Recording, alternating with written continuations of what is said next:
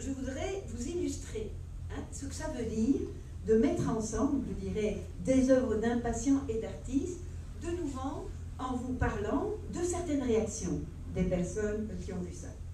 Alors là, je vous donne un premier exemple, qui est en fait l'exemple qui était repris sur le carton d'invitation, et que je trouve tellement beau comme exemple. Vous allez voir ça. J'espère que vous allez vous laisser toucher, mais quand je vous aurai dit ce que disent les gens, ça va encore rebondir plus. Voilà. Alors là, vous avez deux œuvres. Bon, on voit l'artiste à droite et l'impatient à gauche. On ne voit pas très bien, malheureusement, le dessin de l'impatient, mais on va... je vais aller en avant. Vous voyez l'œuvre d'impatient, je ne sais pas si vous le voyez dans le fond.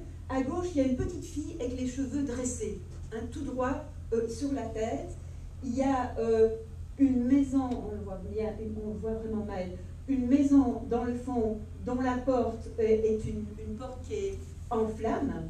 On voit une maison qui est cerf-volant, donc qui s'envole. On voit le gros œil. À droite, il y a un arbre avec des grosses gouttes de pluie qui tombent. Et en bas, il y a une petite fleur à droite en bas.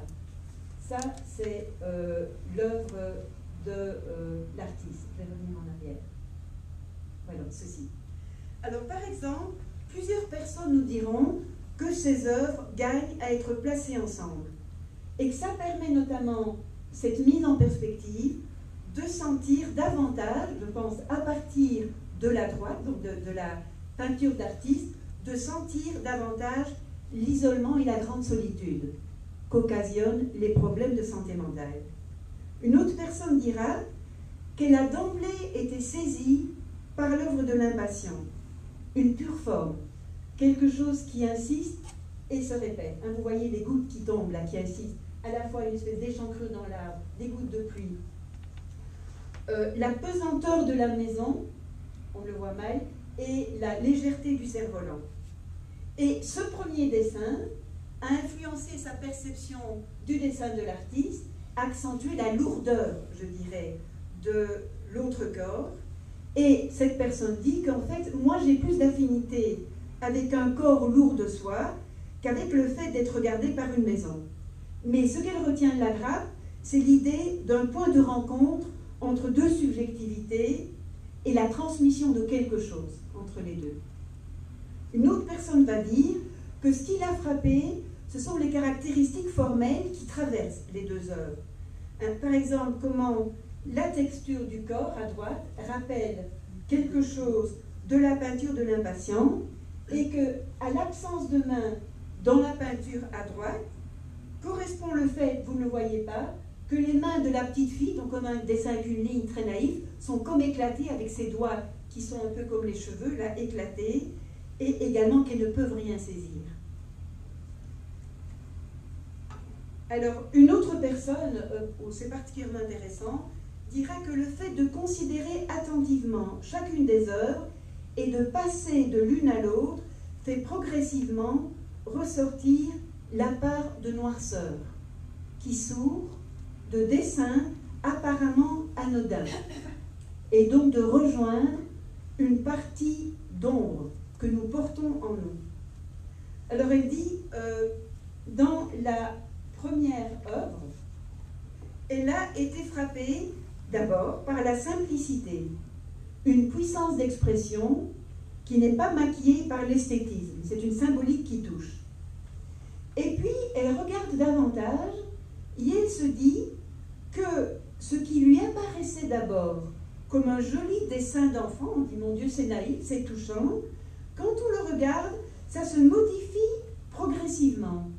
Et ce qui apparaît, c'est que ce dessin apparemment naïf et joyeux est l'expression d'une terreur, d'une souffrance, d'un vacillement que rend perceptible le fait qu'il n'y a pas de sol à ce dessin. Et donc des éléments inquiétants commencent à ressortir. Par exemple, la fleur, vous ne le voyez pas, qui court, ou la porte de la maison qui est en feu, la cheminée hibou, la maison qui s'en va, la verticalité des cheveux de la fillette, apparaît maintenant un essai de recouvrir une terreur sous une apparence de naïveté. Donc ça, c'est comment, à partir, je dirais aussi, de ce que lui suggère la peinture de l'artiste, elle revient à la peinture de l'impatiente. De là, elle revient à la peinture de l'artiste. Et là, elle dit au début, ça avait quelque chose à la fois angoissant et calmant par l'esthétisme, hein, le bleu du visage. C'est quelque chose qui calme, qui rassure.